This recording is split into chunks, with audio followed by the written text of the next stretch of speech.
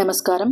భగవద్గీత అంటే ఏ మానవుడు, ఏ ఋషియో, ఏ తపస్వియో రచించిన గ్రంథం కాదు. క్రీస్తుపూర్వం 5000 సంవత్సరాల క్రితం మార్గశిర శుక్ల ఏకాదశి నాడు మానవుని నిమిత్తం చేసుకుని సాక్షాత్తు శ్రీకృష్ణ పరమాత్ముని ముఖారవిందం నుండి వెలువడిన పరమ పవిత్రమైన గ్రంథం శ్రీమద్ భగవద్గీత. జ్ఞాన భక్తి కర్మల సమ్మేళనమే శ్రీమద్ భగవద్గీత. నేటి కాలంలో భగవద్గీతను ఎర్రగుడ్డలో చుట్టి పూజామందిరంలో పసుపు కుంకుమ వేసి పూజిస్తున్నారే తప్ప గీత ఏం చెబుతుందో తెలుసుకోవడం లేదు.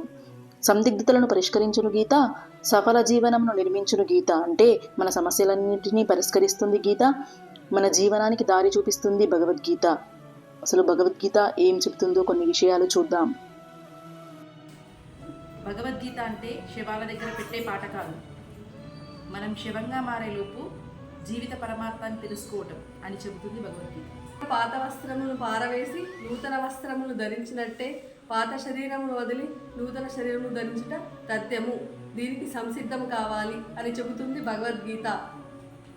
నేను ఎవరిని, ఎక్కడి నుంచి వచ్చాను, ఎవరిని చేరుకోవాలి అని తెలియజేసే పవిత్ర గ్రంథం భగవద్గీత. జగత్తులో మార్పు అనేది సహజం. కోటీశ్వరుడు యాచకుడుగాను, యాచకుడు కోటీశ్వరుడుగాను మారవచ్చు. ఏది శాశ్వతం కాదు అని చెప్తుంది భగవద్గీత.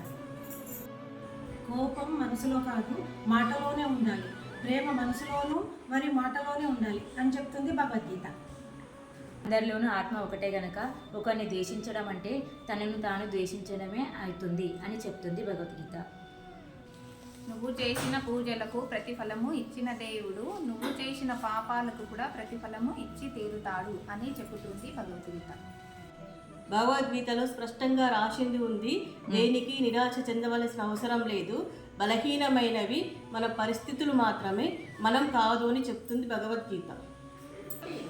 కష్టమైన ఎప్పుడు ధర్మం వైపు నిలబడు, దేవుడు ఎప్పుడు నీ వైపు నిలబడతాడు అని చెబుతుంది భగవద్గీత. మన మనసు మనం అదుపు చేసుకోలేకపోతే అదే మనసు మనకు ప్రధాన శత్రువుగా మారుతుంది అని చెబుతుంది భగవద్గీత.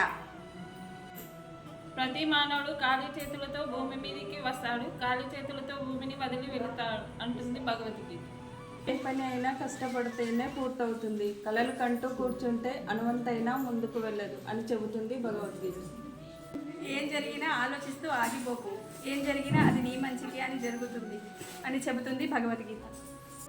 ఓడిపోయానని బాధపడకు, ఇంకోసారి ప్రయత్నించు, ఈసారి నీకు నేనున్నానని చెబుతుంది భగవద్గీత.